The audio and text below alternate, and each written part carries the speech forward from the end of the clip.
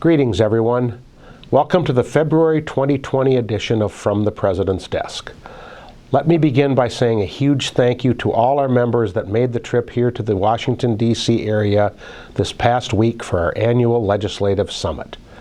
If you were part of the 420 members and guests that made the trip, thank you from the bottom of my heart.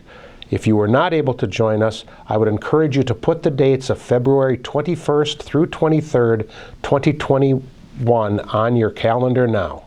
We plan to make this event even better next year. A special thank you goes out to our National Legislative Chair, Edmund Carley, for coming in early to work on getting things finalized and ready for the summit so that we could hit the ground running when the members arrived. If you were here and part of the summit for the first time, or if you have been coming for many years, this is one of the great things that we do as an organization. Part of our mission statement says that we represent our members. That representation includes representing you in the political arena. So on behalf of our membership and those that were not able to actually be here to walk the halls of Congress, I can say thank you and tell you that without question, your fellow members represented you very well. Our legislative position paper is available on the UPMA website and will be included in the next issue of the UPMA Leader magazine. That position paper outlines the issues that we brought to our representatives and senators and their staff members. At times, it may seem like nothing happens as far as postal-related issues are concerned, but we always need to keep in mind that the benefits that we protect are just as important as the issues that we are trying to have included in a comprehensive postal reform bill. Last year we left the summit enthusiastic that we might see a bill, and we continue that optimism into 2020. This morning I had the opportunity to sit across the table from the chairwoman of the House Oversight and Reform Committee, Carolyn Maloney from New York. We had the chance to address some of her questions while at the same time asking what kind of assistance she needs from us to move some legislation forward. I would encourage any of you, if you have the chance to speak with your representatives or senators at home or here in D.C., to do so.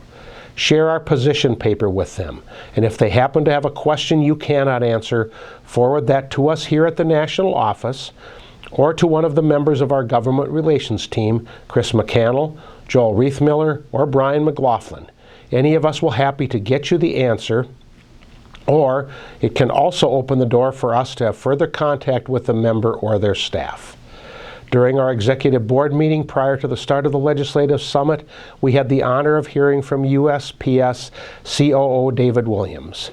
Dave addressed us on issues that are going well, service at all-time highs, and accident rates being down dramatically, and thanked everyone for their efforts throughout the fiscal year thus far, and especially through the always challenging peak season.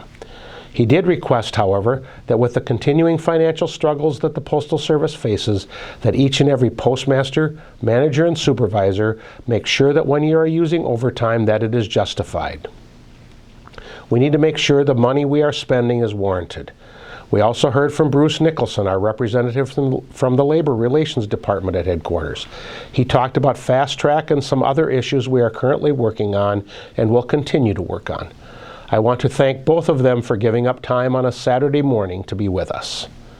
Fast Track hiring, as I mentioned, continues to be a hot topic. I just want you to know that I continue to address this issue with Postal Service headquarters and the team there. The team there is working hard to get things changed to improve the system. They will be doing some pilot projects when it comes to Rural Carrier Associate or RCA hiring in some parts of the country to see what changes can be made to improve that process. We are making progress, and we will continue to address issues until we finally get it correct. If you have specific issues with your office or a neighboring office, please share those with me.